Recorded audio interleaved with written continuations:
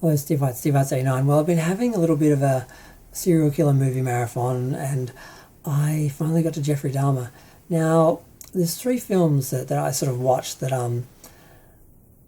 they're the only ones I really know, serious ones that have been done about him. Now, the first one was called The Secret Life of Jeffrey Dahmer, and it's a fairly cheap and nasty, I guess, TV movie, direct-to-video sort of film that was done in, I think, the 90s. It was interesting. The main actor didn't look a lot like Jeffrey, but he had the basic sort of looks. And his portrayal of Jeffrey is interesting because people who survived attacks from him have described, I think, of him becoming like a monster or a demon, sort of just like a switch. And I've heard that with some other serial killers, but I'm assuming that I remember this correctly. But it feels long. It feels like a mini-series, but it's not. It's only an hour and a half. And it just starts from where he's fairly young, living by himself. And just goes through a whole bunch of scenarios where he ends up killing people. And there's a lot of half-naked men parading around from him and being killed. And it's fairly disturbing. There's a scene where he took home a guy who was deaf, and this was one of the guys who was featured in the Monster series fairly prominently. They apparently were seeing each other, and it was more than just him being a sort of kill. But in the film, he's basically walking up behind him with an electric saw, and of course he can't hear anything, and he's mocking him like, you can't hear me, blah, blah, blah, I'm going to do this, I'm going to do that. And it's pretty disturbing, pretty chilling. And when he does switch, because you see him sort of playing the Jeffrey Dahmer character that we see so much with, which is this sort of docile, sort of odd, sort of kind of interesting looking sort of man. But in this one, he does turn pretty dark pretty quick and is pretty violent.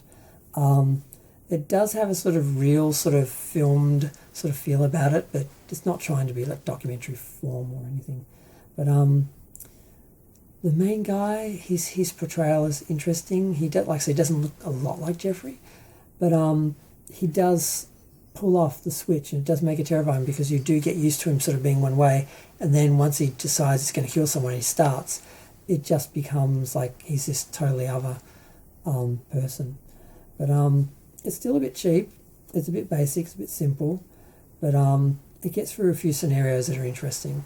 But I'm going to go. Feel free to share, like, comment, subscribe. Let me know what you think. It's worth watching because it goes through some interesting things that happened in the case.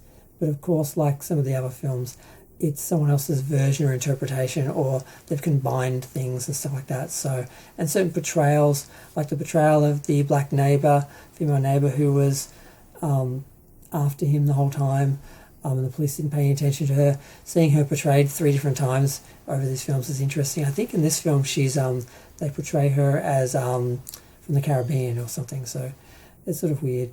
Because you see the real lady being interviewed now, so we sort of know what she's like, but we have all these versions of her. But yeah, it's chilling and it's interesting, but it's cheap and it's not very creative, because once you've seen the other Dahmers, it does pale to a degree, but it also does just focus fairly honestly, or sort of they take a real look at the murders, and it's looking more not of him as a whole person, but more as a killer. And they didn't have these weird moments where they try and humanise him with issues with his mother and stuff like that, and which again I think are a little bit fictionalised. It's hard to tell. But I've been talking for over 4 minutes. I need to go. Feel free to share, like, comment, subscribe. Let me know what you think. It's an interesting film. It's just hard to look at it, like I said, after you've seen My Friend Dahmer and Dahmer with Jeremy Renner. They really are far superior. But they all show different sides and different elements and different parts of the actual case that they focus on and that. So they're all interesting. But this is probably the least when it comes to quality. But I'm going to go. Did I say this already? Feel free to share, like, comment, subscribe. Let me know what you think. Thanks. Bye.